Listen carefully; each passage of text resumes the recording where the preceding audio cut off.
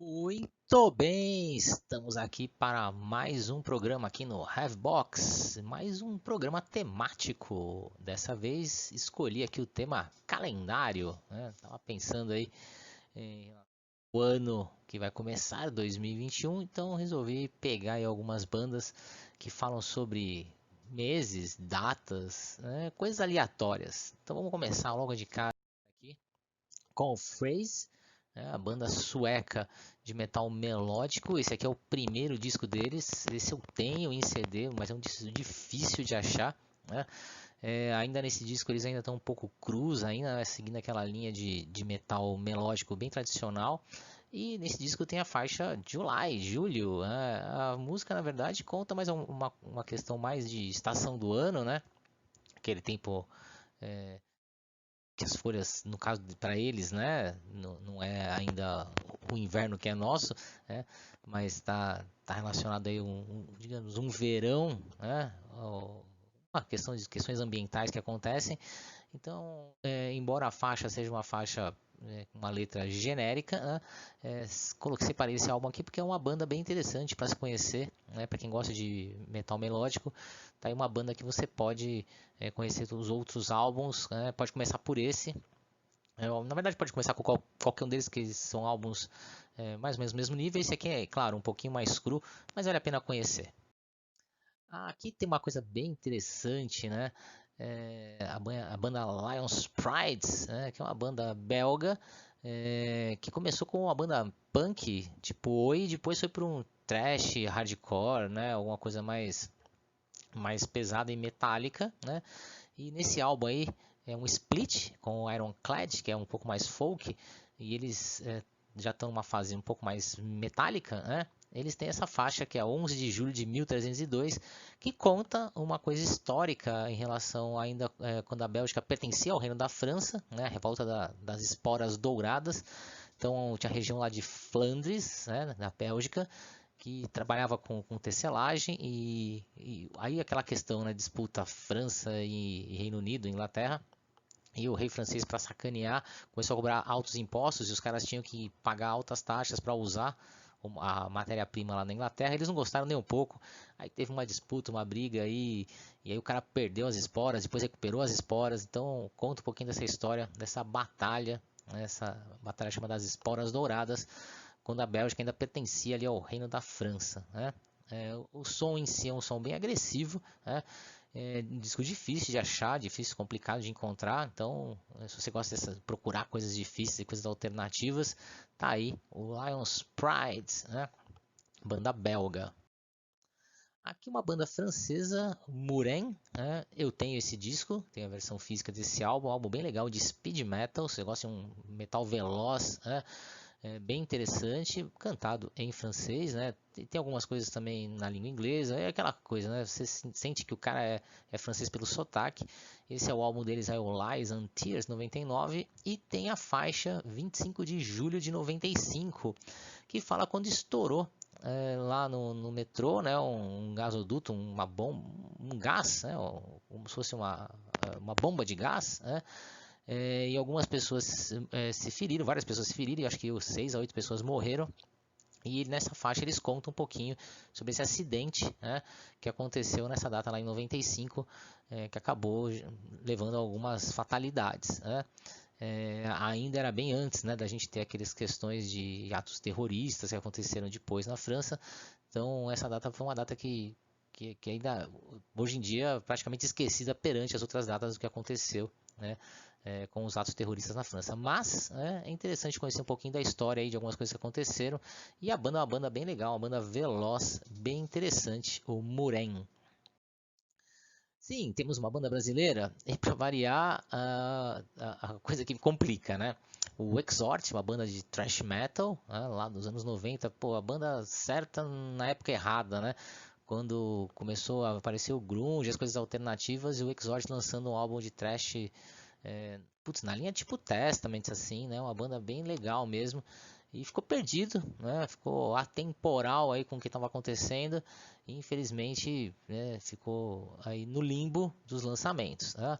E o álbum aí do Exorts, né, abre com essa intro, 24 de abril. E aí eu fui procurar, né, o que, que é o 24 de abril, o que aconteceu 24 de abril. Cara, sinceramente deve ser uma coisa muito pessoal aí, da banda, alguma coisa aconteceu exclusivamente com eles, porque de 24 de abril pro Brasil é só o dia do boi, né?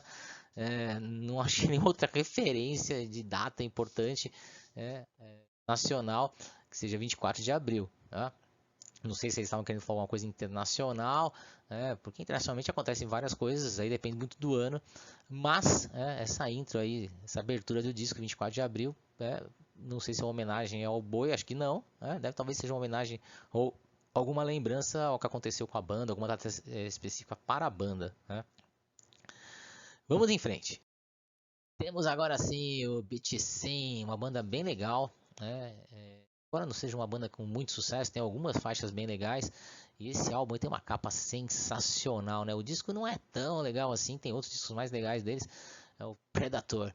Mas eles abrem, né? A primeira faixa aí é a faixa 1º de abril, pra gente 1º de abril, né? O April Fool, né? O dia do tolo aí. Eu achei interessante separar esse álbum aí do Beat Sim, uma banda que tinha tudo aí para crescer junto com as outras lá da Inglaterra, naquela fase da New Wave of British Heavy Metal, e acabaram ficando meio perdidos, né? Lançaram um álbum, 2 álbuns aí na verdade, e depois que eles retornaram aí, depois dos anos 2000 aí, né, 2005, 2006, 2010 para frente, aí lançaram algumas coletâneas, né, reaparecendo, mas ficaram pelo caminho. E eles tinham umas capas bem legais, né? Essa é uma das capas mais legais que eu me lembro lá daqueles anos 80, você ficava imaginando, putz, deve ser super pesado. Não é tudo isso, né?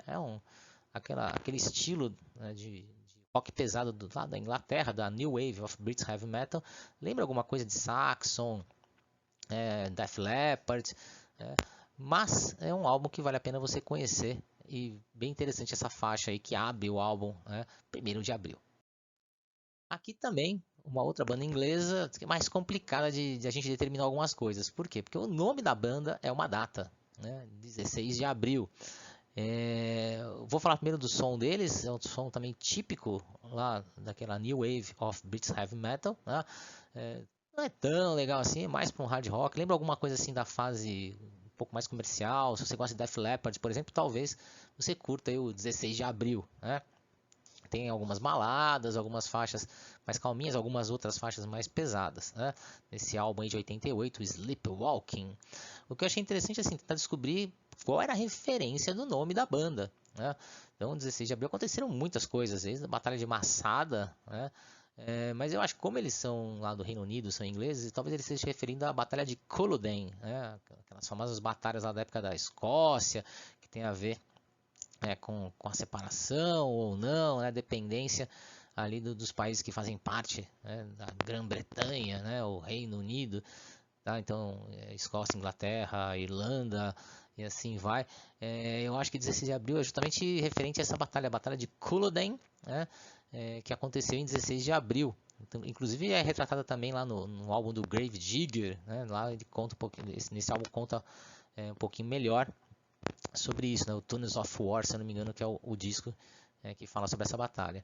Então tá aí, uma banda para decifrar. Se alguém souber o que aconteceu em 16 de abril aí, mais importante, e que tem certeza que é esse o motivo da banda ter escolhido o seu nome, né? É difícil uma banda ser batizada com uma data, né? Mas tá aí, 16 de abril. A sétima escolha, uma banda bem alternativa. Você gosta de um sonzão alternativo, diferente, moderno? Tá aí. Abstract Algebra, né, banda sueca, que foi a banda que o Leif Edling, do Candlemass, a banda Doom, né, super clássica, montou quando ele encerrou as atividades. O Candlemass já estava ficando bem alternativo, estava ficando uma pegada bem moderna. Aí, para ficar moderno de uma vez por todas, encerrou o Candlemass e foi lá pro Abstract Algebra, muito alternativo, som, cadenciado o som, mas cheio de aquelas afinações baixas, né? Vocais lembrando alguma coisa daquela fase meio grunge, né? Então, um som bem alternativo, bem interessante. Eu já tive esse CD, mas não gostei muito, né? Passei ele para frente, e esse álbum se encontra April Clouds, né, que também fala um pouquinho aí, uma coisa mais genérica sobre o que acontece, né, no ambiente, uma questão mais de época do ano mesmo, né, de estação do ano. Tá? Então tem April Clouds, né, uma faixa bem viajante aí, acho que tem mais de 7 minutos, do Abstract Algebra. O nome já é um nome bem abstrato, né? E dando continuidade ao trabalho do Leif Edling, né? Aí ele volta para o Candlemass e também, em paralelo a isso, ele forma aí o Avatarium, que conta com uma vocalista feminina, né?